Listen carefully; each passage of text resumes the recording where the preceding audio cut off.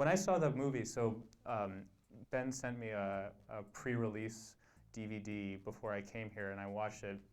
One of the things that I started thinking a lot about was how the experience of Brian Wilson, his emotional experiences over time, permitted him to really create this music that then affected me and affected all those who enjoyed the Beach Boys over time once they listened to it. So, you know, whether it was Good Vibrations or some other song, his emotional experience was imbued into the music, and that was communicated then to our ears, and that affected how we went about our daily lives. And so what I'm going to talk about a little bit is how we are starting to think how the brain may permit those experiences, those emotional experiences, the kind of the psychological experience of emotion.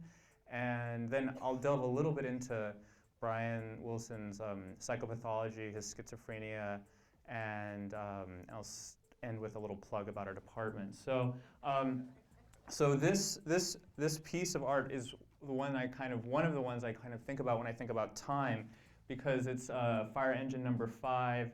It is supposed to represent, you know, a fire engine going through, I believe it was New York, and the experience of that truck passing through and how the perception of that changed over time.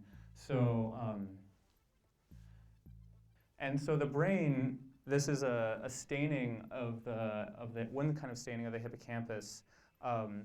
What you see is, what I see at least, is the intense interconnectedness of all of the brain cells, and it's really the connections between these brain cells that permit us to see, that permit us to form memories, that permit us to hear.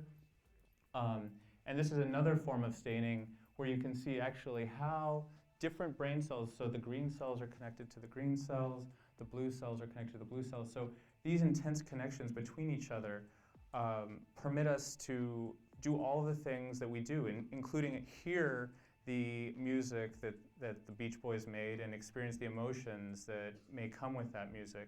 And so there are some ideas about how these networks, so this was actually a theory that was put forth in the 50s by a neuroscientist by the name of Donald Hebb, and his most famous idea is actually in the top panel, which is called basically neurons that fire together, wire together, right? So that when two neurons arrive at the same place at the same time, when they're active at the same place at the same time, they will be more likely to be, when one is active, the other one will be more likely to be active.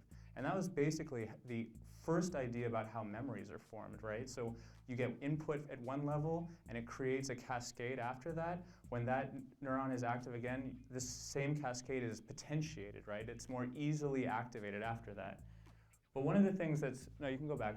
So one of the things that's less talked about is how this may happen in the absence of those stimuli, right? So what is in B is how these networks, in the absence of external stimulus, stay activated. It's kind of the idea of how short-term memory works, right? So someone tells you their phone number, and then you repeat it over and over and over again in the absence of that external stimulus. And then somebody, 10 seconds later, a minute later, asks you for the phone number. So this is, to me, the basic idea of how, not just how short-term memory works, but how emotions can be sustained over time, right? So a certain feeling from a beautiful sunset or a great meal, how those experiences, that positive emotion, that savoring, can be sustained via brain circuits over the course of minutes, hours, and even days. And so this is kind of a complicated slide, so you'll have to forgive me.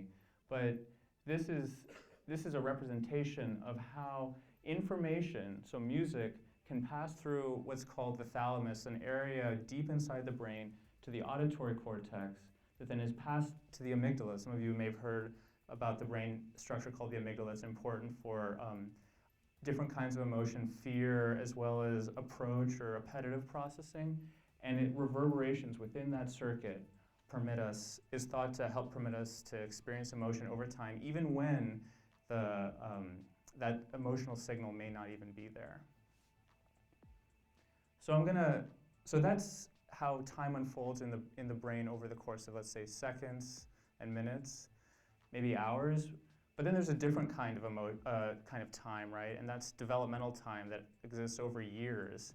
And this was captured really beautifully in the movie as Brian Wilson kind of descended into psychosis, right? So as things worsened, you saw that happening, and that's usually the result of how the brain is maturing at different times in someone's age.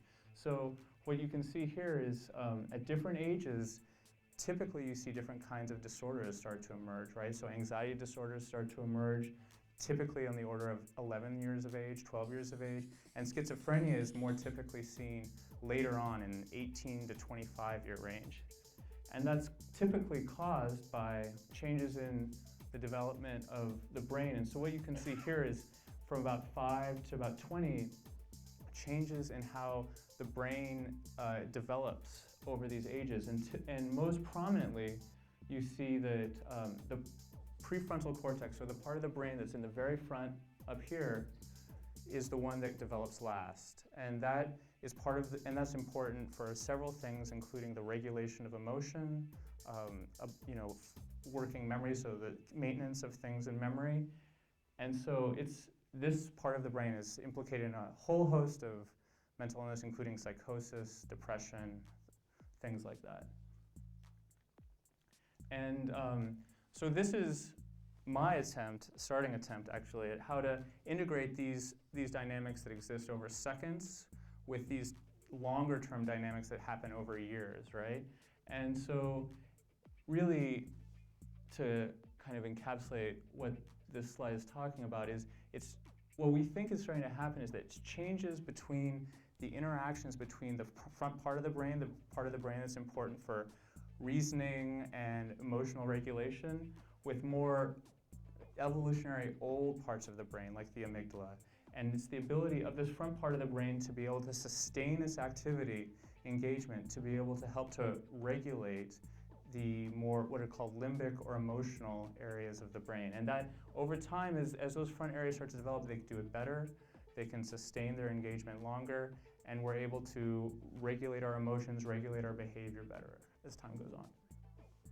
Okay, and so as I kind of get towards the end here, one of the things that I think is really exciting is using technology to be able to capture how people experience emotion in the real world, and use that to be able to understand who's going to develop depression or psychosis or any sort of mental illness, or who's going to be particularly resilient and have well-being over time. So using cell phone technologies, right, we can actually capture we can ask people how they're feeling, capture their emotional state as they go about their daily lives, as well as their location, right? So someone who may experience positive emotion or negative emotion in one area versus another area. And what we can start to do is we can start to map out where people experience emotion, how long they experience that emotion for, and using that, I think that we can identify people, especially kids that are about to kind of descend into psychosis or suicidality. We can understand better who's at risk, for example, for trying to commit suicide or descend into an area of psychosis. For example, with bipolar disorder, one of the predisposing factors to a manic episode in bipolar disorder is when sleep disturbances start to happen, right? And so you guys may have heard about these apps that allow you to kind of note the quality of sleep. So using these apps in kids who may be at risk for developing mania, we may be able to identify who is starting to cycle in certain ways that we could then intervene before a full manic episode happens. Similarly, if there are changes in someone's patterns of behavior that's at risk for psychosis and schizophrenia, we may be able to understand that given this technology and intervene before a full psychotic break occurs. So I think that the possibility of understanding the evolution or unfolding of time and behavior using these technologies is really, really powerful, both at the brain level, at also the experiential and psychological level, for improving treatment and just basic science understanding. So before I end, I just want to present another one of my favorite pieces of art that kind of encapsulates time, which this is The New Descending the Staircase by Duchamp. Oh, and I'll just say one other thing about mental illness, which is that this is Brian Wilson with Eugene Landy, and that's that the importance of seeking psychotherapy if somebody has a mental illness, but in particular seeking psychotherapies that are empirically validated. So one of the issues in the movie that's raised that is the work that Eugene Landy did with Brian Wilson. And I think, to me, a core issue is that the work that Dr. Landy was doing was not empirically validated. There was no scientific basis to support any of the things he was doing. He was basically just going off of his intuition and clearly creating a lot of harm, actually, in Brian Wilson's life. So I think it's easy to take away from some of these kinds of situations that we hear about, that psychotherapy, for example, can be dangerous. But so long as you seek out therapies that are evidence-based, and there are a host of them, that there can be, these therapies are effective, and they bring benefit to most people that experience them. So empirically supported treatments is basically a fancy way of saying they're backed up by science, they work, and in many ways they're better than actually a lot of drug treatments because there's low dropout rates, there is lasting improvement in the individuals when they're no longer seeking the treatment, and each individual learns new skills.